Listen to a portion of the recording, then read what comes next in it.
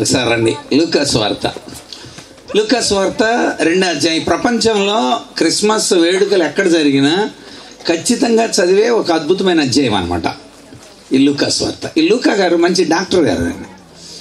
ఆయన డిసెక్షన్ ఎలాగైతే డాక్టర్ అన్నింటినీ కొంచెం పరిశీలనగా ఎలా చేస్తాడో, ఈయన కూడా ఈ లూకా సువార్తలో యేసు ప్రభు ఎలా ఈ లోకానికి వచ్చాడు అన్న విషయాలు చాలా చక్కగా రాశాడనమాట.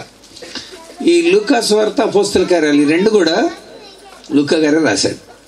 అసలు యేసు ప్రభు జీవిత వృత్తాంతం అంతటినీ 3 భాగాలుగా రాశాడు. అందులో 2 కలిపి సువార్త చేశాడు, 1 అపోస్తల కార్యాలుగా ఉంచాడు అన్నమాట. నిజానికి లూకా ఆ ప్రారంభ దినాల్లో యేసు ప్రభు జీవితం నుండి ఆయన చనిపోయేంత వరకు, ఆ తర్వాత కూడా సువార్త ఎలాగ వ్యాపించిందో చాలా చక్కగా పౌలుతో కూడా మంచి పరిచయం చేశాడు లూకా. పౌలు, శీల, ఈ తిమోతి, లూకా వీళ్ళందరూ కలిసి 2వ దండయాత్రలో కూడా మాసిదోనియా ప్రాంతానికి వెళ్ళారు. లూకా యొక్క ఉద్దేశం ఏంటంటే ఆయన మనుష్యాకారంలో వచ్చాడు. ఆయన మనిషిగా ఎందుకు రావాల్సి వచ్చింది? అక్కడ నుండి స్టీరింగ్ తిప్పలేడేంటి దేవుడు? కానీ ఆయన మనిషిగా ఎందుకు రావాలి? ఈ లోకంలోకి వచ్చి మనకలాగా ఆయన భోజనాలు తిని, మనకలాగా నిద్రపోయి, మనకలాగా అలసట చెంది, ఆయన నిద్రించాను, ఆయన అలసట పొందాను, ఆయనకు దాహమైను, ఆయన ఆకలి కొనను, జూరపు చెట్టు దగ్గరికి వెళ్ళాను, ఇవన్నీ ఎందుకు ఆయనకి? అక్కడ నుండి చెప్పలేడంటే చెప్పగలడు, కానీ మనిషిగా ఎందుకు రావాల్సి వచ్చింది అన్న విషయాలు లూకా రాశాడు. మనిషికి మానవత్వపు విలువలు లేవు. మనిషిగా బ్రతకాలని, మంచిని మనసులో పెంచాలని అందుకు వచ్చాడు ఆయన. మనిషిగా బతకకుండా జంతువులాగా ప్రవర్తిస్తున్నప్పుడు దేవుడు మనిషిగా బతకడం కోసం ఈ లోకానికి వచ్చాడు అన్న విషయాలు లూకా రాశాడు. అందుకే మానవత్వపు విలువలతో ఈ లూకా సువార్త ఉంటుంది అనమాట. ఆయన ఎంత దీనంగా ఆ పశువుల తొట్టులో పరుండబెట్టడం, యోసేపు మరియలు కూడా చిన్న కానుక, వాళ్ళు ఇచ్చిన కానుక, అక్కడ వేసే కానుకలన్నింటిలో చిన్న కానుక అనమాట. ఇక దాన్ని మించిన చిన్న కానుక ఏది లేదు. ఇక అలాంటి చిన్న కానుక ఇవ్వడం. యోసేపు మరియలు యేసు ప్రభు ఆ హేరోదు చంపాలనుకున్నప్పుడు ఈజిప్ట్ వెళ్తే వాళ్ళు తినడానికి తిండి లేక ఆ జ్ఞానులు ఇచ్చిన బంగారాన్ని అమ్మి బతికారు అక్కడ. అంత దీనాతి కుటుంబం. ఈ విషయాలన్నీ రాసింది లూకాయే. అంతేకాకుండా మంచి సమరయుడు స్టోరీ, యేసు ప్రభు చెప్పిన ఈ మానవతా విలువల్ని, అలాగే 100 గొర్రెలో గొర్రె తప్పిపోయింది, అలాగే 10 నాణ్యాల్లో 1 నాణ్యం జారిపోయింది, 2 కొడుకుల్లో ఒకడు చచ్చిపోయాడు ఆధ్యాత్మికంగా. సో ఇలాగా ఈ విషయాలు మానవత్వపు విలువలు అన్నీ అనమాట లూకాయే రాశాడు. సిలువలో కూడా దొంగోడు ఒకడు, నువ్వు కిందకి దిగి మమ్మల్ని రక్షించవచ్చు కదా అంటే, తప్పురా, మనం అంటే ఇది న్యాయమే, మనం ఎన్నో కొంపలకి ఎసరెట్టిన వాళ్ళం, కానీ ఆయన ఏ పాపం చేయలేదురా అనని ఆ మానవత్వపు విలువలు ఎక్కడెక్కడైతే సంఘటనలు జరిగాయో, యేసు ప్రభు తిరిగి లేచిన తర్వాత 40 సంవత్సరాల లోపులో 3 రాశారు. మత్తయి, మార్కు, లూకా 3 రాశారు. కానీ యేసు ప్రభు జీవితాన్ని గురించి, మానవత్వాన్ని గురించి, ఆయన మనుష్య కుమారుడు, అది లూకా చెప్పాలనుకుంది. దేవుడు మనుష్య కుమారుడుగా వచ్చాడు. సుమారు లూకా సువార్తలో అంతా అయితే 23 సార్లు ఉంటుంది. ఉన్న అధ్యాయాలు 24, 23 సార్లు మనుష్య కుమారుడు అని రాశాడంటే అర్థం ఏంటంటే అన్ని సార్లు గుర్తు చేస్తున్నాడు, కనీసం అధ్యాయానికి ఒకసారి. ఇదిగో అలాంటి మానవత్వపు విలువల నుండి నేర్చుకోవాలరా అని చాలా చక్కగా చెప్పాడు. ఏదో పాత నిబంధనలో కొంతమంది అన్యుల్ని కూడా గుర్తు చేశాడు, బేదల్ని, సారిపొత్తు విధవరాల్ని, ఇవన్నీ గుర్తు చేసింది ఈ లూకాయే. అలాగే అన్యుడైన నయమాన్ని గుర్తు చేస్తాడు తన సువార్తలో. కనుక లూకా యేసు ప్రభు జీవితాన్ని, యేసు ప్రభు లోకానికి వచ్చిన తీరుని చాలా చారిత్రాత్మకంగా చెప్పాలనుకున్నాడు, చరిత్రపరంగా చెప్పాలనుకున్నాడు. అంటే ఏదో జరిగింది అలాగా అని అంటాం కాదు, కథ కాదనమాట, ఖచ్చితంగా రుజువులతో రాస్తున్నా అన్నాడు. ఒకసారి చదువుతాను చూడండి. అది చదివాక మనం 2 అధ్యాయంలోకి వెళదాం. మొట్టమొదటి అధ్యాయం. ఘనత వహించిన థెయోఫిల, ఆరంభం నుండి కన్నులారా చూచిని చెప్తున్నా. 2, మనకు అప్పగించిన ప్రకారం మన మధ్య నెరవేరిన కార్యాలు, ఏ అయితే కన్నులారా చూసామో, ఏ అయితే నెరవేరాయో వాటిని చెప్తున్నా. వివరంగా రాయడానికి కోసం నేను కూడా పూనుకుంటున్నా అనేకుల్లాగానే. ఉపదేశింపబడిన సంగతులు నిశ్చయంగా జరిగినాయి, ఇవి నిజంగా జరిగినాయి, కథ కాదు ఇది అని చెప్పడానికి. అంతేకాదు మొదటి నుండి తరిచి, అంటే రీసెర్చ్ చేసి అది అవునా కాదా అని తరిచి పరిష్కారంగా తెలుసుకున్నవి. అంటే కరెక్టా, ఇది నిజమే అని తెలుసుకున్నాడు. డాక్టర్ అంతే కదా, కడుపు నొప్పి వచ్చేసిందంటే వెళ్ళి వెంటనే ఆ మందు వేసుకో అన్న డాక్టర్. ఎక్కడ వస్తుందమ్మా, ఎడమవైపున కుడివైపున? ఎడమవైపు, అలాగే పర్లేదమ్మా. అదే కుడివైపున వస్తుందా, కుడివైపున వస్తుందా, కొంచెం పైకి వస్తుందా, అలాగే తాగు, ఒకసారి స్కాన్ చేసి చూద్దాం 24 గంటలు నొప్పేమో. కనుక సో డాక్టర్ దాన్ని తరిచి పరిశోధించి ఎలాగే చేస్తాడో నేను కూడా అలా తరిచి చెప్తున్నా అని చెప్తున్నాడు లూకా. వీటిలన్నిటిని నేను నా పేరట పరిష్కారంగా తెలుసుకున్న వాటిని ఇలా చేయాలనుకున్నాను. రుజువులు ఆధారాలతో లూకా రాశాడు. రైట్, ఇప్పుడు చదువుదాం ఒకసారి లూకా సువార్త 2వ అధ్యాయం. సగం ప్రసంగం కాబట్టి సగం టైం తీసుకుంటాం. 2వ అధ్యాయం మొట్టమొదటి వచనం. ఆ దినములలో, అందరూ చెప్పండి, 8వ వచనం. ఆ దేశములో, అందరూ చెప్పండి, ఆ దేశములో. 15వ వచనం. ఆ దూతలు, చెప్పండి అందరూ, ఆ దూతలు. 21వ వచనం. ఆ శిశువుకు, మళ్ళీ చెప్పండి, ఆ దినములలో, ఆ దేశములో, ఆ దూతలు, ఆ శిశువు. నిశ్చిత సర్వనామంతో ఎందుకు స్టార్ట్ చేశాడో మనం తెలుసుకుందాం. చిన్న ప్రార్థన చేస్తాం. పరిశుద్ధుడా, నీ నామం బట్టి వందనాలు. ఈ సమయంలో బిడ్డలు నీ సన్నిధానంలో కొన్ని విషయాలు తెలుసుకోవడానికి, నేర్చుకోవడానికి, పరిష్కారాన్ని కనుక్కోవడానికి కోసం, రక్షకుడమైన నీ గురించి ఎరిగి ఉండటానికి ప్రభువా చేరి ఉన్నారు. నీ దాసుని కూడా బలపరచండి, నీ వాక్య దర్శనంతో నింపండి. యేసయ్య నామమున వేడి ప్రార్థిస్తున్నాము తండ్రి, ఆమేన్. ప్రియులారా, ఇక్కడ ఆ దినములలో యేసయ్య వచ్చాడు అంటున్నాడు. ఏ దినాలు కింద రాశాడు. ఇప్పుడు నేను చెప్పాలి, మీకు చెప్తాను, జాగ్రత్త వినండి. క్లుప్తంగా చెప్పేస్తూ ఉంటాను నేను. 4 మాటలు అన్నమాట. ఆ దినాల్లో యేసు ప్రభు వచ్చాడు. ఏ దినాలు అక్కడ చెప్తున్నాడు. రోమా సామ్రాజ్యాన్ని, కథ కాదు ఇది, రోమా సామ్రాజ్యాన్ని మొట్టమొదటి చక్రవర్తి పరిపాలన చేస్తున్నాడు. ఆయన పేరు సీజర్ అగస్టస్. ఇక్కడ తెలుగులో కైసర్ ఔగుస్తు అని ఉంది. కైసర్ ఔగుస్తు అంటే తెలుగులో అది, ఇంగ్లీష్లో సీజర్ అగస్టస్. సీజర్ అగస్టస్ అనబడిన రోమా చక్రవర్తి పరిపాలన చేస్తున్న ఆ టైంలో యేసయ్య వచ్చాడు. అంచేది ఇది కథ కాదు. సీజర్ క్రీస్తు పూర్వం 31 నుండి యేసు ప్రభుకు 14 సంవత్సరాలు వచ్చేంతవరకు బతికాడు, పరిపాలన చేశాడు. ఆ తర్వాత చచ్చిపోయిన తర్వాత సీజర్ కొడుకు టిబెరియస్ సీజర్ పరిపాలన చేశాడు. అది 3వ అధ్యాయంలో రాశాడు. మళ్ళీ సీజర్ చచ్చిపోయిన తర్వాత వాళ్ళ కొడుకు పరిపాలన చేస్తున్నాడు. చూడండి, టిబెరియస్ సీజర్ ఏలుబడిలో అని రాశాడు 3వ అధ్యాయంలో. అంటే చరిత్ర చెబుతున్నాడు. ఆ రోజుల్లో రాజులు ఎవరు? పాల్సన్ పుట్టాడండి. పాల్సన్ పుట్టినప్పుడు ఎవరో ప్రధానమంత్రి, పాల్సన్ పుట్టినప్పుడు అప్పుడు ప్రెసిడెంట్ ఎవరు, పాల్సన్ పుట్టినప్పుడు అని రాశారనుకోండి, అది చరిత్ర. అంటే చరిత్ర రాస్తున్నాడు. యేసు ప్రభు ఎక్కడ పుట్టాడంటారా, ఏమో తెలుసో తెలియదంటారా, ఏమో 100 ఆధారాలు ఉన్నాయి, కొన్ని 100 రుజువులు ఉన్నాయి. ఇది కథ కాదనమాట, చరిత్ర ఇది అని లూకా రాస్తున్నాడు. లూకాని బట్టి మాత్రమే చదువుతున్నాం మనం. లూకా రాసిన విషయాల్ని మనము ధ్యానం చేస్తున్నాం. లూకా చెబుతూ ఆ రాజును గుర్తు చేశాడు. ఆ రాజు జనాభా లెక్క రాయించాడు. ఆ జనాభా లెక్క రాయించిన టైంలో యేసు ప్రభు కూడా ఆ రోజుల్లోనే పుట్టాడు అని అంటున్నాడు. అసలు ఈ సీజర్ ఏంటి, ఈ జనాభా లెక్క రాయించడం ఏంటి, అది కూడా మనం తెలుసుకోవాలి. ఎందుకు జనాభా లెక్క రాయిస్తున్నాడు, ఆ విషయాలు తెలియాలి. ఇది చరిత్ర కనుక. సీజర్ రాజుగా, రోమా చక్రవర్తిగా తాను ఎన్నికైన తర్వాత, జయించిన తర్వాత సీజర్ తన కోసం చిన్న చిన్న రాజుల కోసం ఎతికాడు. మరి అంత పెద్ద రాజ్యం అది, రోమా సామ్రాజ్యం అంటే చాలా పెద్దది. అలాంటిది చిన్న చిన్న రాజుల కోసం వెతికి రోడ్స్ అనే ఒక దీవిలోకి వెళ్ళాడు. ఆ దీవిలో కొంతమంది చెప్పారు, ఇక్కడ ఒక కుర్రాడు ఉన్నాడండి, ఆడు చాలా నెంబర్ 1, చాలా తెలివిగలిగినాడు, మీరు వీడిని తీసుకెళ్తే చిన్న రాజుగా పనిచేస్తాడు, సామంత రాజుగా అని చెబితే అతడి దగ్గరికి వెళ్ళాడు. అతడి పేరు హేరోద్. ఆ హేరోద్ను చూశాడు. చూసి అతను ఇంటర్వ్యూ చేశాడు, చక్కగా అడిగాడు అన్ని విషయాలు. ఆడు ఏదోము వంశానికి చెందినాడు. ఏదోము అంటే ఏశావు సంతానం, ఏదోమీలు అంటారు. సో యాకోబు సహోదరుడు అన్న ఏదోమీడు అనమాట. సరే రా అని తీసుకెళ్ళి ఈ యోదయ ప్రాంతానికి రాజుగా పెట్టాడు. యోదయ ప్రాంతానికి, ఆ యోదయలోనే బెత్లెహేం ఉంది. యోదయ అంటే ఒక జిల్లా అనుకోండి మీరు, మీకు అర్థం కావడానికి. యోదయ, గలలయ, సమరయ, ఇదూమయ, దెక్కపల్లి అన్నీ కూడా చిన్న చిన్న ప్రాంతాలు. కనుక యూదయ ప్రాంతానికి రాజుగా ఈ హేరోదు అనబడినవాడిని పెట్టాడు. ఆడు ఎంత దుర్మార్గుడు అంటే ప్రజల్ని మోసం చేయటం ఎలాగా అని ఆలోచించి యూదుల్ని మోసం చేయడానికి కోసం యూదురాలైన ఒక అమ్మాయిని పెళ్లి చేసుకున్నాడు. అప్పుడు యూదులు అనుకున్నారు, రే మన అల్లుడేరా హేరోదు అనుకున్నారు.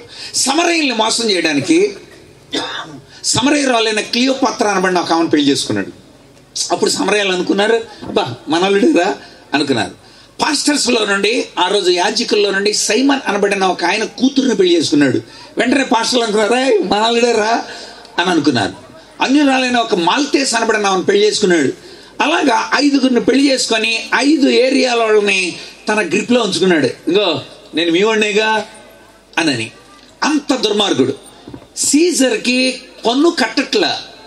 అప్పుడు రాజుగారికి కోపం వచ్చింది. సైనికులు పిలిచి, ఏంటాడు పన్ను కట్టట్లేదు, నేనే కదా అండి పెట్టింది, ఆడంతా లెక్క లేకుండా ఉన్నాడా, కనుక వెళ్ళి పన్ను కట్టండి అని ఒక లెటర్ రాశాడు. అది నెట్లో కూడా ఉంది. సీజర్ హేరోదుకు రాసిన లెటర్. పన్ను అర్జెంటుగా నువ్వు కట్టాల్సి ఉంటుంది అని. అయినా లెక్క చేయలేదు. ఆ రాజుగారి లెటర్ని అవతల పడేశాడు. అప్పుడు రాజుగారికి కోపం వచ్చింది. అసలు ఆ ప్రాంతంలో ఎంత జనాభా ఉన్నారు, సైనికులను పిలిచి మీరు ఎమర్జెన్సీగా వెళ్ళి ఆ యొక్క జనాభా ఎంత ఉన్నారో కనుక్కోండిరా, ప్రతి ఊరికి చాటింపేయండి. ఏమని? మీ సొంత ఊరికి వచ్చేయండి, మీ సొంత ఊరికి వచ్చేయండి. అప్పుడు అందరికీ చాటింపేశారు, మీ సొంత ఊరికి వచ్చేసేయండి, మీ సొంత ఊరిలోకి వచ్చేయాలి మీరు, ఎందుకంటే జనాభా లెక్క తీసుకుంటున్నారు, ప్రతి ఒక్కరు జనాభా కావాలి అని. ఆ చాటింపు వేసిన ఆ దినములలో యేసు ప్రభు ఈ లోకానికి, అది చరిత్ర. చాటింపు అందుకోసం వేశాడు. నిజానికి ఇక్కడ జరిగిన విషయం ఏంటంటే యేసు ప్రభు ఈ లోకానికి రావాలని అనుకున్నాడు. ఆల్రెడీ పరలోకంలో ఉన్న దేవుడే ఈ లోకానికి రావాలని అనుకున్నాడు. మానవుల పాపాల కోసం, పాపాలకు ప్రాయశ్చిత్తం ఇవ్వడం కోసం రక్తం ద్వారా. ఇప్పుడు మీ పిల్లల రక్తం, మీ పిల్లల్లో మీ రక్తం ఉంటుంది, లక్షణాలు రక్తం ద్వారా వెళ్తాయి. మనిషి వాక్కు మనిషిని వెలిగిస్తుంది, రక్తం మనిషిలో గుణాన్ని ఇస్తుంది. యేసు ప్రభు తన రక్తంతో మనల్ని కడిగి తన గుణం మనకి ఇవ్వాలనుకున్నాడు. లేకపోతే కుదరదు. ప్రవక్తలు చెప్పినా వినలేదు. న్యాయాధిపతులు, రాజులు, మరి ఎన్నో యాజకులు, ఎన్నో విభాగాలు వచ్చాయి, కానీ అయినా వినలేదు ప్రజలు. అందుకని దేవుడే స్వయంగా వచ్చి రక్తం కార్చి ఆ రక్తంతో మనుషుల యొక్క పాపాలని శుద్ధి చేయడానికి కోసం దేవుడు ప్లాన్ చేశాడు. అందుకోసం ఆయన రావాలనుకున్న టైం దగ్గర పడింది. అప్పుడు ఆయన చూచినప్పుడు ఆ టైంలో మరియా అనబడిన ఒక దైవభక్తి కలిగిన ఒక స్త్రీ కనబడింది. ఆమెని దేవుడు ఎందుకు ఎన్నుకోవాల్సి వచ్చిందంటే ఆమె యోధా గోత్రంలో నుండి పుట్టింది. దేవుడు ముందే చెప్పాడు అనమాట. దావీదుతో చెప్పేటప్పుడు, దావీదా నీ యొక్క సంతానాన్ని నేను ఆశీర్వదిస్తాను అని చెప్పాడు. కనుక దావీదు వంశంలో నుండే రావాలైనా, అది ప్లాన్. ఎప్పుడో సమూయేలు 2వ గ్రంథం 7వ అధ్యాయం 16వ వచనంలో దేవుడు చెప్పాడు దావీదుతో, ఇదిగో నీ వంశంలో నుండి వస్తానని. అందుకనే మరియతో కూడా చెప్పమన్నాడు ముందే దేవదూతను పంపి.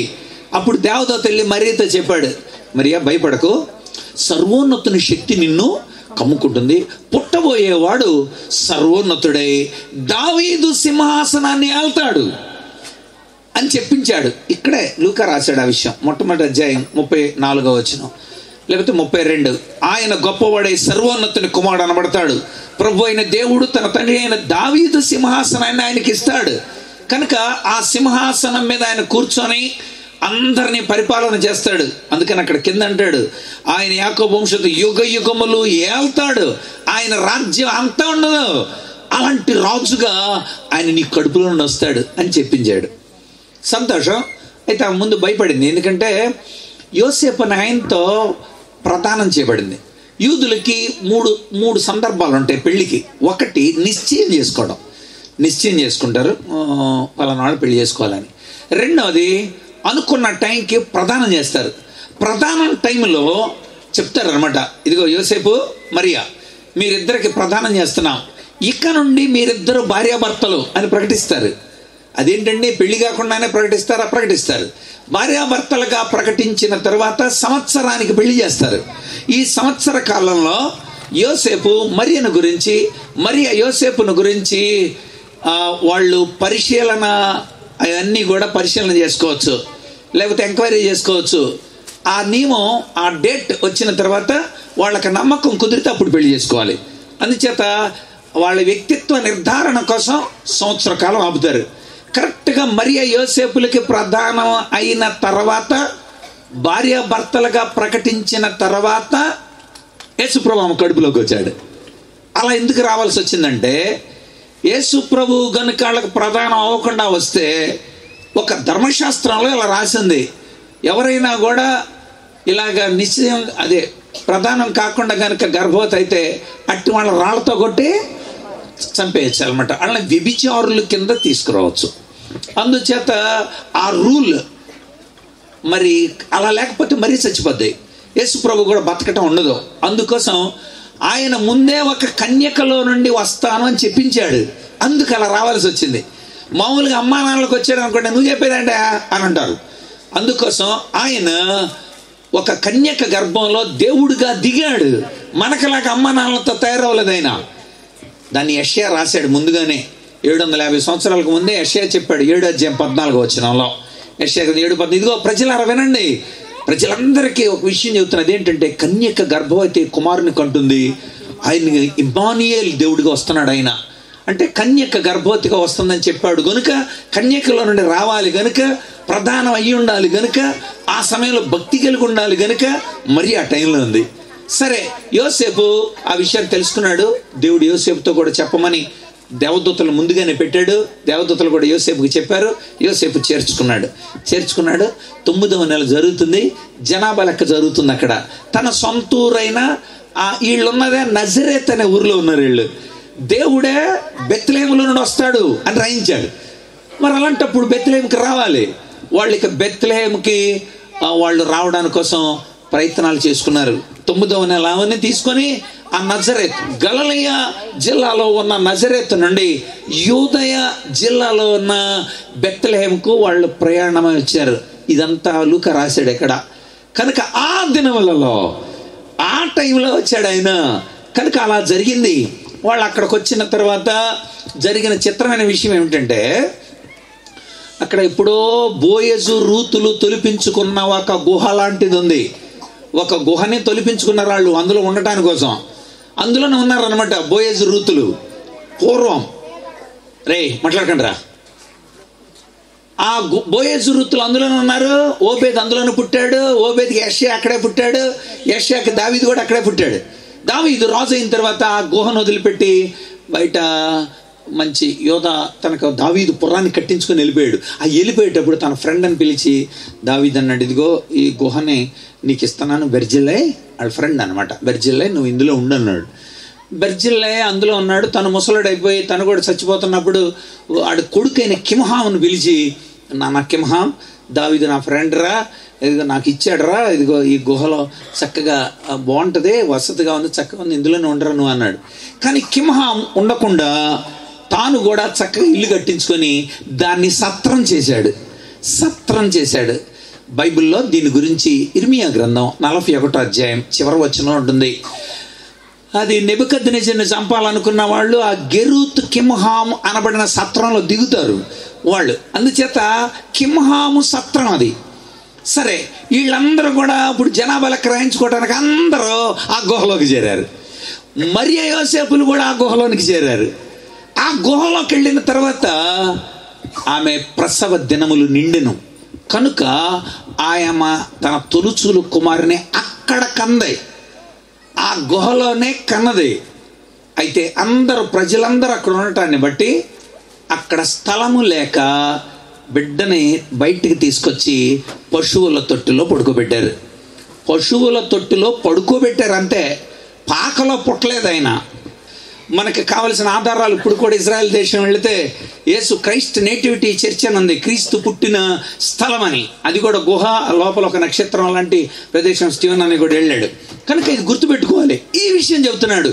ఆ దినాలలో, ఆ రాజులు పరిపాలిస్తున్న దినాలలో, ఆ రాజులు శాసనం చేసిన దినాలలో, ఆ జనాభా లెక్క రాయించిన దినాలలో ఆ యోసేపు మరియలు అక్కడి నుండి అక్కడికి వచ్చి అక్కడ యేసయ్య ఆయన ఈ లోకానికి రావడం జరిగింది. అందుకే ఆ దినములలో అన్నాడు. రెండవది ఏంటి చెప్పండి? ఆ ఆ దేశంలో, ఏ దేశంలో? ఏ దేశంలో నుండి అయితే దేవుడు వస్తానని చెప్పాడో ముందే చెప్పాడు ఆయన. మీకా అనబడిన ప్రవక్తతో చెప్పాడు. 5వ అధ్యాయం 2వ వచనం మీకా గ్రంథం. ఓ బెత్లెహేము ఎఫ్రతా, నువ్వు యూదా ప్రధానులు ఎంత మాత్రం అల్పమైన దానివి కావు, ప్రజలను ఏలబోయేవాడు నీలో నుండి వస్తాడు అని ముందే చెప్పాడు. మీకా క్రీస్తుకు పూర్వం 742వ సంవత్సరంలో చెప్పాడు. ఏమని చెప్పాడు? ఆ బెత్లెహేములో నుండి యేసయ్య వస్తాడు అని. నిజంగానే యేసయ్య బెత్లెహేములో నుండే వచ్చాడు, నిజంగానే వచ్చాడు ఆయన. కనుక ఆ దేశంలో, ఏ దేశంలో నుండి అయితే దేవుడు వస్తాడని చెప్పాడో ఆ దేశంలో నుండి వచ్చాడు. వాళ్ళు గొర్రెల కాపరులు. ఇంకో సంగతి తెలుసా?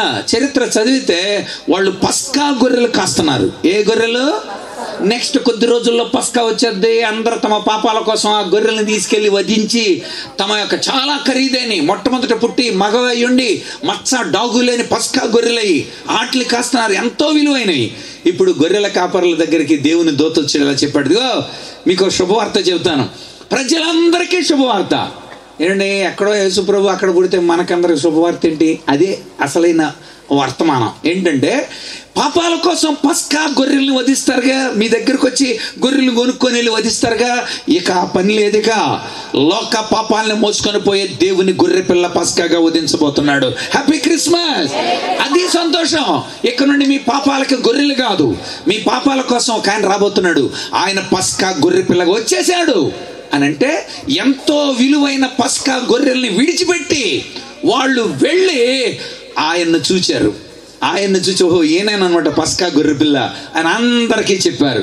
జాగ్రత్తగా గమనించాలి, ఇక్కడ ఆ విషయాన్ని కూడా రాశాడు. దావీదు పట్టణమందు ఆ దినములలో రెండవది ఆ దేశంలో. ఏ దేశంలో? ఆ యూద ఆ ప్రాంతంలో, ఆ బెత్లెహేము నగరంలో, ఆ ఊరిలో. మరి ఖచ్చితంగా ప్లేస్, మొట్టమొదటిది టైం, ఆ దినములలో అనే టైం చెప్పాడు. రెండవది ఆ దేశంలో ప్లేస్ చెప్పాడు. అన్ని ఆ దినములలో, రెండవది ఆ దేశంలో. దేవుడు వస్తానన్న ప్లేస్కే వచ్చాడు ఆయన. బెత్లెహేము నుండి రావాలనుకున్నాడు, బెత్లెహేము నుండి వచ్చాడు. నిజంగానే, లేకపోతే అక్కడ నజరేత్ అనుకోండి అబద్ధం అయిపోయింది అది. కనుక బెత్లెహేముకి రప్పించి, బెత్లెహేము రప్పించడానికి కోసం రాజులకి జనాభా లెక్క తీయించాలన్న ఆలోచన నిజంగా కలిగించి లేఖనాలు ఖచ్చితంగా నెరవేరుతాయి.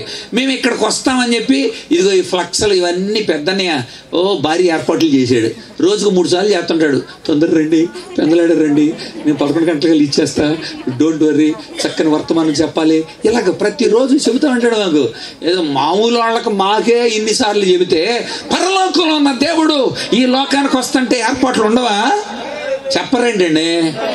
ఎన్ని ఏర్పాట్లు చేసుకోవాలి మాకు రావటానికి కోసం. అక్కడి నుండి మళ్ళీ ఇటు రావటానికి కోసం ముగ్గేసి అంటే ఇటు రండి, అటు వద్దు, అక్కడ కాదు జరిగేది ఇక్కడ, ముగ్గేసి ఇవన్నీ చేసి చెబుతున్నారు. నిజమే, దేవుడు కూడా ఈ లోకానికి వచ్చేటప్పుడు తన యొక్క ఉనికిని ప్రవక్తల ద్వారా చెప్పించాడు. ఎక్కడి నుండి వస్తున్నాడు, ఎప్పుడు వస్తున్నాడు, ఎలా వస్తున్నాడు, అన్ని విషయాలు చెప్పించాడు. ఖచ్చితంగా చెప్పించాడు ఆయన. దావీదు వంశమందు ధన్యుడు జన్మించినాడు. కనుక వెళ్ళి చూడండి మీరు. వెంటనే వాళ్ళు వెళ్ళి నిజంగానే చూశారు. అది రెండవది. ఒకటి ఆ దినములలో, రెండవది ఆ దేశంలో, మూడవది ఆ దూతలు. దేవుడికి చాలా మంది అంబాసిడర్స్, రాయబారులు ఉంటారు. ఆయన ఇష్టం ప్రకృతిలో నుండి మాట్లాడతాడు, దేవదూతల ద్వారా మాట్లాడతాడు, స్వయంగా ఆయన మాట్లాడతాడు, లేఖనాల ద్వారా మాట్లాడతాడు, అన్ని కోణాల్లో మాట్లాడతాడు. నిజంగా దేవదూతలను ఆయన వాడుకున్నాడు. దూతలు వెళ్ళి చెప్పారు, గొర్రెల కాపర్లకు దూతలు చెప్పారు, మరి జకర్యాకి దేవుని దూత చెప్పాడు, ఎలిజబెత్కు దేవుడు చెప్పాడు. అంత మాత్రమే కాదు, మరియకి దేవుడు చెప్పాడు, గొర్రెల కాపర్లకు దేవుడు చెప్పాడు దేవుని దూత ద్వారా, జ్ఞానులకి దేవుని దూత ద్వారా చెప్పాడు. అన్ని ద్వారా దేవుడు తన వర్తమానాన్ని ఆ రోజుల్లో చెప్పాడు. అంతేకాదు మనుషులతో చెప్పించాడు, ప్రవక్తల ద్వారా. అంతేకాదు నక్షత్రాల ద్వారా కూడా చెప్పించాడు. నక్షత్రాల ద్వారా ఒక స్పెషల్ నక్షత్రం పెట్టాడంట. మత్తయి రాశాడు, అది ఆయన నక్షత్రం అని రాశాడు. 2:2 ఉంటుంది మత్తయి సువార్తలో. మామూలు నక్షత్రాలు కాదు. మన ఇంట్లో కూడా నక్షత్రాలు ఎలాగ పెట్టుకుంటాం. నక్షత్రం కదులుతున్న నక్షత్రం, అది సందేశం ఇస్తున్న నక్షత్రం. జ్ఞానుల్ని తీసుకెళ్ళడానికి, ఏమంటే జ్ఞానులు ఎందుకు తీసుకెళ్ళాలి అది కూడా ఆలోచించాలి. ఆ దూతలు అంబాసిడర్స్, రాయబారులైన ఆ దూతలు, దేవుని యొక్క వర్తమానాన్ని ఎక్కడికి వెళ్ళమంటే ఎక్కడికి వెళ్ళి చెప్పే ఆ దూతలు. నిజంగానే ఆ దూతలు చెబుతా ఉన్నారు, మీరు ఆలోచిస్తే నక్షత్రం ఒక ప్రత్యేకమైన నక్షత్రం. జ్ఞానులకి ఎందుకు కనబడింది? జ్ఞానులు అన్యులు, అందరం అన్యులు. యేసు ప్రభు ఈ లోకానికి వచ్చినప్పుడు యూదులకు తెలిసింది ఈ విషయం అంతా. ఆ యోదయ దేశం ఆ ప్రాంతం వాళ్ళంతా గొర్రెల కాపర్లు వెళ్ళిపోయారా, వచ్చేసాడరా, మనం అందరూ చూస్తున్న వాళ్ళందరికీ వచ్చేసారు. యూదులకు తెలిసింది, మరి అన్యులకి ఎలా తెలుస్తుంది? అందుకు దేవుడు తన దూతల్ని వాడాడు, అందుకు దేవుడు నక్షత్రాలని వాడాడు. ఆ నక్షత్రం సందేశం ఇచ్చిందంటే ఒక రాజు పుట్టాడని. ఎవరా రాజు అని పాపం వాళ్ళు ఆ తూర్పు దేశ జ్ఞానులు, ముగ్గురే కాదండి, మనోళ్ళు బొమ్మలు అలా వేసి మనల్ని తప్పుదో పట్టించారు. 3 ఒంట్లు నక్షత్రం అలాగా కాదు చాలామంది బయలుదేరారు. వాళ్ళంతా పరిశోధన చేశారు అక్కడ ఏంటి. అప్పుడు ఆ ప్రాంతంలో తూర్పు దేశాలంటే బబులోను, హసోరు, కేదారు అనబడిన ప్రాంతాలు. అక్కడ వాళ్ళు దానియేలు రాసిన గ్రంథాన్ని చదివారు. దానియేలు గ్రంథం బబులోనులో ఉంది. దానియేలు గ్రంథాన్ని చదివి అందులో 2:44 మీరు చదివితే ఒక రాజు వస్తాడు, ఆ రాజ్యం ఎప్పుడు నాశనం అవ్వదు అని చదివారు. ఆ రాజు ఎవరై ఉంటారు? ఇంకా కొంచెం ముందుకు చదివారు. 9:24 దానియేలు గ్రంథంలో ఎలా ఉంది? పాపాలను తీసేయడానికి, దోషాలను తీసేయడానికి కోసం, మానవునికి నీతి నేర్పించడానికి కోసం మందిరాలను పాడు చేశారు. ఆ రోజుల్లో మందిరాలను బాగు చేయడం కోసం మెస్సియా వస్తాడు. మెస్సియా అంటే క్రీస్తు అని అర్థం. మెస్సియా అంటే హెబ్రీ భాషలో మెస్సియా అంటారు, గ్రీకులో క్రిస్టోస్ అంటారు, ఇంగ్లీష్లో క్రైస్ట్ అంటారు, తెలుగులో క్రీస్తు అంటారు. పుచ్చకాయ అన్న వాటర్ మిలన్ అన్న ఒకటే, మెస్సియా అన్న క్రీస్తు అన్న ఒకటే, భాషల మార్పు. కనుక మెస్సియా వస్తాడు, ఆయన వస్తాడని రాశాడు. ఎస్, ఆయనే వచ్చుంటాడు అని చెప్పి ఆ నక్షత్రాన్ని ఆధారంగా చేసుకొని వచ్చేసారు. వచ్చేసి చక్కగా ఆయన్ని ఆరాధించారు. కనుక ఆ దూతలు ఇక్కడ చాలామంది ఇక్కడ రాశారు. ఆ దూతలు తమతో చెప్పబడినట్లుగా అక్కడ రాయబడిన మాట ఆ మరియతో చెప్పారు. ఇదమ్మా మేము ఇలా విన్నామమ్మా అని ఆయన పూజించి అందరికి వెళ్ళి చెప్పారు. ఆ దూతలు. ఓకే, చివరి మాట కూడా చెబుదాం. 1 ఆ దినములలో, 2వది ఆ దేశంలో, 3వది ఆ దూతలు, 4వది ఆ శిశువు అన్నాడు. శిశువు అనే పదం ఉంది. బ్రిఫోస్ అంటే అర్థం పుట్టి రోజుల్లో ఉన్న నవజాత శిశువు అని అర్థం. నవజాత శిశువు అంటే రోజుల్లో ఉన్న శిశువు అనమాట. ఆ శిశువును చూశారు. నిజానికి 8వ దినాన సున్నతి చేయడానికి తీసుకొని వెళ్ళారు మందిరానికి సున్నతి చేసేటప్పుడు ఆయనకి పేరు పెట్టారు. ఆయనకి యేసు అని పేరు పెట్టండి ముందే చెప్పాడు దేవుడు దేవదూతతో. అందుకని ఇక్కడ రాశాడు 2:21 ఆ శిశువుకు సున్నతి చేయవలసిన 8వ దినం వచ్చినప్పుడు గర్భమందు ఆయన పడక మునుపు, గర్భమందు ఆయన తయారవక మునుపు అంటలా, గర్భమందు ఆయన పడక మునుపు అంటే పరలోకంలో నుండి మరి గర్భంలో పడ్డాడైనా అంటే చేరాడు. ట్రెడుకీర్ అంటాడు దేవుడు. అంటే ఆయన బదిలీ అయ్యాడు పరలోకంలో ఉండే దేవుడు. అందుకని ఒకసారి యేసు ప్రభువుని అడిగారు, ఏంటి నువ్వేంటి అబ్రాహం గురించి చెబుతున్నావు ఏంటి, నీకు అబ్రాహం కూడా తెలుసా 2000 సంవత్సరాల క్రితం వాడు అంటే? యేసు ప్రభు అన్నాడు, అబ్రాహం కంటే ముందున్నవాడిని నేనే అన్నాడు. అమ్మ మోషే తెలుసు, మోషే నా గురించే చెప్పాడు అన్నాడు. ఆయన యోహాను సువార్త 17 ప్రార్థన చేస్తూ అసలు భూమి పుట్టక ముందు నుండి మీ దగ్గర మనం ఉన్నాం కదా నాన్న అని తండ్రికి ప్రార్థన చేశాడు. ఆయన పరలోకంలో ఉండే దేవుడు ఈ లోకానికి శరీరాన్ని ధరించుకొని వచ్చాడు. అందుకే యోహాను సువార్త చదివించారు.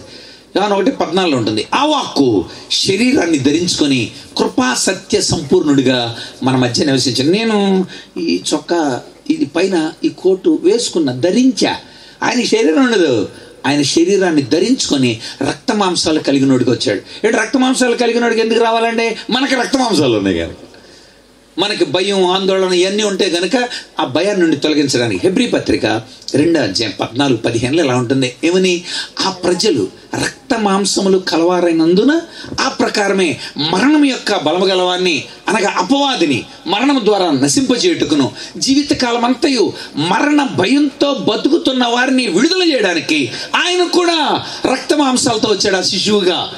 మరణ భయం, ఈ మరణ భయం తీసేసి ఇక్కడ కళ్ళు మొత్తం అక్కడ ఉంటారా అనే ఒక నిరీక్షణ కలిగించడానికి ఈ బాధలన్నింటిలో మనతో పాటు పాలిభాగస్తుడుగా ఉన్నాడు. నాకు తెలిసాయా నీ బాధలు నాకు తెలియదు. నిజంగానే ఆయనకు బాధలు తెలుసు. ఆయన 18వ సంవత్సరం ఉండగా యోసేపు చచ్చిపోయాడు. యోసేపు చచ్చిపోతే ఆ ఇంటిని పోషించింది ఎవరు? యేసు ప్రభువే వడ్రంగం నేర్చుకొని ఆయన చేసిన బండి చక్రాలు, ఆయన చేసిన నాగళ్ళు, ఆయన చేసిన గుమ్మాలు, ఆయన చేసిన కుర్చీలన్నీ జర్మనీ మ్యూజియంలో ఉన్నాయి. అంత కష్టపడ్డాడు ఆయన. బైబిల్లో కూడా రాసింది హెబ్రీ పత్రిక 5:7 హెబ్రీ 5:7 ఆయన శరీరంతో ఉన్నప్పుడు మహారోదనంతో కన్నీళ్లతో తను మరణం నుండి రక్షింపగలిగిన వానికి ప్రార్థనలు యాచనలు సమర్పించి భయభక్తులు కలిగి ఉన్నందున ఆయన అంగీకరింపబడ్డాడంట. అందరికీ మాదిరిగా పిల్లలు ఎలా ఉండాలి, ఒక బాధ్యత కలిగిన కుమార్తెలు ఎలా ఉండాలో బాధ్యత నేర్పించిన దేవుడు. అందుకోసం శరీరంతో వచ్చాడు. మీ ఇష్టం వచ్చిన ఏరియా చూడండి, అందులో యేసు ప్రభు మార్గదర్శి ఉంటాడు. ఆ శిశువు ఎవరు ఆ శిశువు? నిజంగా ఆయన శిశువు అయితే ఒక సంఘటన చూద్దాం. సరే, పేరు పెట్టారు. పేరు పెట్టిన తర్వాత మరియా 33 రోజులు పారిశుద్ధ్య కార్యక్రమం అని ఉంటుంది, స్నాన కార్యక్రమం అనమాట. 33 రోజులు గడిచిన తర్వాత, ఒక వారం అయిన తర్వాత మందిరానికి తీసుకొచ్చి కానుకేస్తారు. ఆ వారం కూడా 33 + 7 40 రోజులకి మందిరానికి తీసుకొచ్చారు. 40వ రోజున మందిరాన్ని తీసుకొచ్చినప్పుడు సిమియోన్ అనబడిన ఆయన ఎత్తుకొని సిమియోన్కు ముందే చెప్పాడు దేవుని దూత ఏమనంటే, ఇదిగో నువ్వు దేవుణ్ణి చూశాక చచ్చిపోతావు. ఒక శిశువుని ఎత్తుకొని దేవుణ్ణి చూశాక చచ్చిపోతావు. ఎవరినన్నా శిశువుని ఎత్తుకొస్తున్నారు అనుకోండి, వెంటనే సిమియోన్కి గుడబడని ఆడేది. ఎందుకని? దగ్గర పడిందని. కానీ ఈసారి దగ్గర పడింది అంటలా, శిశువుని ఎత్తుకున్నాక అంటాడు, నాదా నీ మాట చొప్పున నేను పాలిస్తున్నా, నీ రక్షణ నేను కన్నులారా చూస్తున్నాను ఆయన అని అంటూ కింద ఒక మాట అన్నాడు. అమ్మా, ఇదిగో ఈయన హృదయాలోచనలు బయలుపడినట్లు ఇజ్రాయెల్లో అనేకులు పడ్డానికి తిరిగి లేవడానికి వివాదాస్పద గుర్తుగా ఈయన నియమించి ఉన్నాడు. అండర్లైన్, ఈయన. ఏమంటే చిన్న బిడ్డను పట్టుకొని ఈయన అంటాడు ఎవడన్నా? ఏమండి, ఇప్పుడు పిల్లోడిని ఇలా ఎత్తుకున్న తర్వాత ఈ బాబు వీళ్ళ ముత్తాతలాగానే ఉన్నాడు, చెవులన్నీ వీళ్ళ అమ్మయ్యే, ముక్కు మాత్రం వీళ్ళ నానే అని అలా చెబుతాం కదా. ఈయన అంటావా? సిమియోన్ ఏమంటున్నాడు తెలుసా? ఇలా ఎత్తుకొని, ఇదిగో ఈయన అనేక మందిని పడిపోయిన వాళ్ళని లేపేవాడు. ఈయనేంటి అంటే అర్థం, పరలోకంలో ఉండే దేవుడు ఈయనగా వచ్చాడు. ఈయనే ఆయన. ఎవరైనా? యెషయా చెప్పాడు. ఈ శిశువు ఎవరు? అది చదివేయండి, నేను ప్రార్థన చేస్తా. యెషయా 9:6 ఏమనుంది అక్కడ? ఏలయనగా మనకు శిశువు పుట్టాను. ఏమండి, మరియమ్మకు పుట్టాననుందా, మనకు పుట్టాననుందా? అదేంటండి మనకు పుడతామండి? ఏలయనగా సరిగ్గా చదవాలి మీరు అక్కడ. ఏలయనగా మరియకు శిశువు పుట్టాననుందా? కాదు, యెషయాలు చెబుతున్నాడు, ప్రజలారా మనకు శిశువు పుట్టాను. పుట్టినానుందా? పుట్టినేంటి అసలు? డన్. ప్లాన్ ఎప్పుడు అయిపోయింది రా బాయ్, మీరు వెళ్ళి తెలుసుకోవడమే. Plan done, ready. ఏలయనగా మనకు శిశువు పుట్టాను, మనకు కుమారుడు అనుగ్రహింపబడెను. అంటే మీరు చూస్తారు ఆయన్ని, ఒక శిశువులాగా చూస్తారు, ఒక కుమారుడిలాగా చూస్తారు. ఆ శిశువు ప్రవచింపబడ్డవాడు. ఎవరా శిశువు, ఎవరా కుమారుడు? యెషయా చెప్పాడు, ఆశ్చర్యకరుడు, ఆలోచనకర్త, బలవంతుడు. ఇక్కడ 2 మాటలు గుర్తుపెట్టుకోవాలి. ఒకటి శిశువు, రెండవది కుమారుడు. శిశువు ఎవరని చెప్తున్నాడంటే బలవంతుడైన దేవుడు. చెప్పండి, ఎవరో? నీకు శిశువులా కనబడుతున్నాడా? కాదు, ఆయన బలవంతుడైన దేవుడు. రెండవది, నీకు మరియ కొడుకులాగా ఒళ్ళో కనబడుతున్నాడా? ఆయన మనకు కుమారుడు. ఎలాంటి కుమారుడు తెలుసా? నిత్యుడకు తండ్రి. ఆయన పేరేంటండి? అమ్మా, వింటున్నట్టు ఉంటున్నారా? కొన్నిసార్లు అంతే, అవునయ్యా, కవరేజ్ యావరేజ్లో అయిపోయింది. ఈ శిశువు ఎలాగో తెలియాలి ముందు మనకి. ఈ శిశువు ఎవరు? రైట్, ఈ శిశువు ఎవరంటే, ఈ కుమారుడు ఎవరంటే బలవంతుడైన దేవుడు, నిత్యుడగు తండ్రి. Happy Christmas. అందుకనే జ్ఞానులు నక్షత్రంతో వచ్చారు. వచ్చిన నక్షత్రాన్ని అనుసరించి వచ్చారు. వచ్చి లోపలికి వచ్చిన తర్వాత అలా చూశారంతే. మనవాళ్ళు బొమ్మలు వేస్తారు కదా, పాకలో ఇటేపున గొర్రెలు కాపర్లు, ఇటేపున జ్ఞానులు వేస్తారు. తప్పు. జ్ఞానులు వచ్చేటప్పటికల్లా 1.5 సంవత్సరాలు పట్టింది. ఆయన ఫ్లైట్లో వచ్చారేంటి వాళ్ళు? కాదు, ఒంట్లెక్కి సముద్రాల పక్కన అలాగా మళ్ళీ యెరూషలేములో కొంత టైం పట్టింది. అలా 1.5 సంవత్సరాలు పట్టింది. అక్కడ కూడా అడిగాడు, క్యాలెండర్ లేవు అప్పుడు. అందుకోసమని ఎంతకాలం అయింది మీరు వచ్చి అంటే, మరి మేము వచ్చి 10 నెలల పొడుపులు 6 అమావాస్యలు చూసామండి. 10 నెలల పొడుపులు. ఓకే, అంటే 1.5 సంవత్సరాలన్నా అయ్యి ఉంటుందని నక్షత్రాల ప్రకారమే కదా వాళ్ళు వచ్చింది. కనుక అంత 1.5 సంవత్సరాలు అయ్యి ఉంటుంది. కనుక రైట్, ఆయన ఎవరో వచ్చాడంట, రాజు అంట. ఏ రోజుకి గడగడ ఎందుకండి? ఎవరిని లెక్క చేయనోడు, సీజర్ అగస్టస్ని లెక్క చేయనోడు ఒక రాజు పుట్టాడు అని అంటే వెంటనే గడగడలాడిపోయాడు. ఎందుకో తెలుసా? నిర్ధారణ చేసుకున్నాడు. ఎవరక్కడ? చిత్తమహాప్రభు. మన గ్రంథాల్లో ఎక్కడైనా రాసిందా? రాసింది సార్. ఎక్కడుంది సార్? ఇలా మత గ్రంథంలో ఉంది సార్. ఏమైనా యూతులరా ఇటరండి, మీ మత గ్రంథంలో ఉందా? ఉంది సార్. ఎవరు రాశారు? మీకానే ఆయన రాశాడు సార్. చదువు. వెంటనే చదివారు వాళ్ళు.